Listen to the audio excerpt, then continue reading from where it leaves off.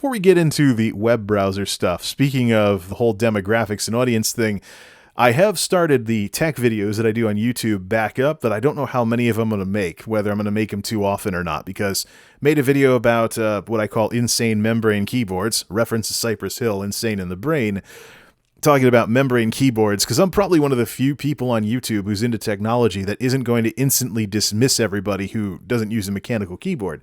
Membrane technology, and we could do an entire discussion just on this. We'll maybe save that for another night because we have recap to do tonight and some ESO to play, hopefully before sunrise.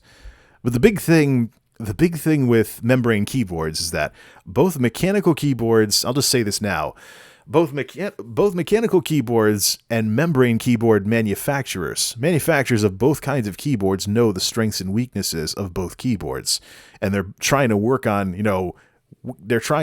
a way to solve the problems to be more competitive.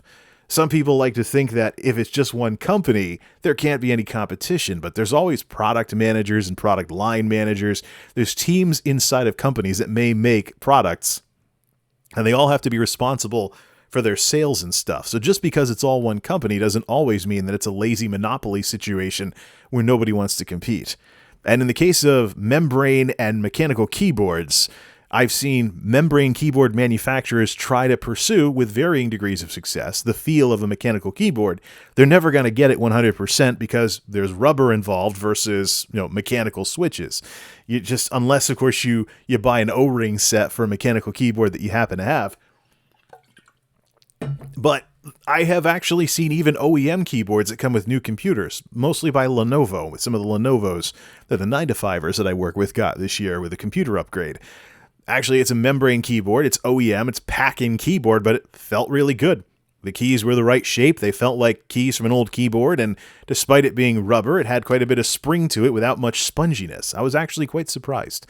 The weight on the keys was pretty nice. I mean, I have had some springy keyboards with membranes in them that almost vaulted your fingers back up in the air because they were a little too springy. But this Lenovo keyboard, the Lenovo keyboards that were the pack-in keyboards with the last round of computers, was really awesome. It was really cool. It was really cool because you could tell it was a membrane keyboard because of how it felt, but it didn't feel, they knew that it was membrane. They were trying to make it as non-smooshy as they could given the materials they had. And on the other side, of course, you have different switch types on mechanical keyboards. You have O-ring sets and other accessories to try and quiet down the inherent loudness of not having any rubber in the equation. Although I question the methodology behind O-rings in a mechanical keyboard. If you spend the price premium to go from a membrane keyboard to a mechanical keyboard, if you spend the premium that it normally costs to go to mechanical, why would you reintroduce rubber into the equation with O-rings to silence your keyboard more? That's where I think, you gotta do some research on switch types before you buy something. Don't buy a keyboard just because it's mechanical and, oh, oops, it has the equivalent of Cherry MX Blues. Whatever. Click, click, click, click. That's actually something, with S-Fan and the end of the S-Fan Ginny situation. With S-Fan and the end of the whole S-Fan Ginny thing, what I noted with him was she was cleaning his room one day because she lost at that whole thing with Legends of Runeterra that they were playing that night for the Twitch bounty. She lost and she had to clean up his room, and so I went looking at, hey, welcome to the show. Some folks are actually showing up in the chat for a change. That's nice. Got some ESO coming up later, but I've been away from streaming for a couple of days, so I've got a little bit of extra recap, more so than usual. But anyways, so Ginny's cleaning out S-Fan's room. She's cleaning out S-Fan's room, and she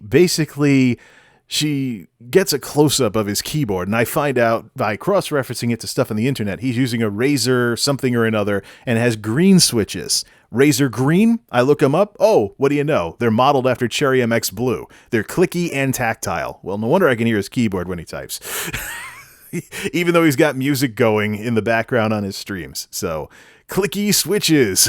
What kind of a price premium is there on a keyboard of that build, and you get the equivalent of blue switches? I just can't imagine why you would want to have a computer that sounded like a typewriter for playing games with keyboards and mouse. Because every time you push anything, click, click, click, click, click, might even hear it through the headset. It'll show up on stream too, because it's better to wear a headset when you stream. So it'll show up on stream.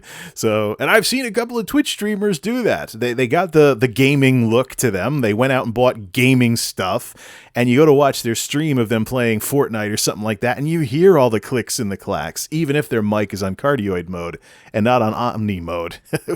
That assumes they can set the cardioid pickup pattern correctly in the first place, but I have seen people get caught up in the marketing hype, and that's one of the things that I'm inherently very opposed to.